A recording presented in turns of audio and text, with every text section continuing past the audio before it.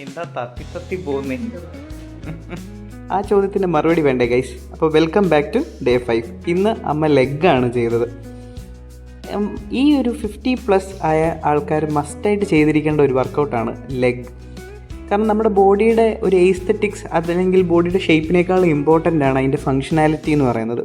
പ്രത്യേകിച്ച് ഒരു 30s ആകുമ്പോൾ മുതൽ നമുക്ക് മസിൽ ലോസ് തുടങ്ങുന്നതാണ്. പിന്നെ ലേഡീസിനെ സംബന്ധിച്ച് മെനോപോസ് കഴിയുമ്പോഴത്തേക്ക് അത് ഏകദേശം ഡബിൾ ആകും. അപ്പോൾ ബോൺ ഡെൻസിറ്റി, മസിൽ ലോസ് മുതലായ കാര്യങ്ങൾ ഒരു വ്യക്തിയുടെ ഒരു നോർമൽ ഹാപ്പി ലൈഫിനെ തന്നെ അത് ഭയങ്കരമായിട്ട് അഫക്റ്റ് ചെയ്യുന്നൊരു കാര്യമായിട്ട് മാറും. ഏറ്റവും കൂടുതൽ ആൾക്കാർ ഫേസ് ചെയ്യുന്നൊരു പ്രശ്നമാണ് ബാലൻസ് ഇല്ലാതെ വീഴുക, അല്ലെങ്കിൽ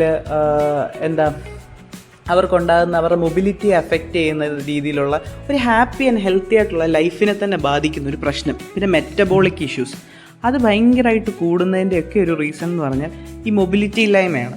അപ്പോൾ അതിന് നമുക്ക് ചെയ്യാൻ പറ്റുന്ന ഏറ്റവും നല്ല ഒരു എക്സസൈസാണ് നമ്മുടെ ലെഗിന് വേണ്ടി ചെയ്യുന്ന ഒരു എക്സസൈസ്.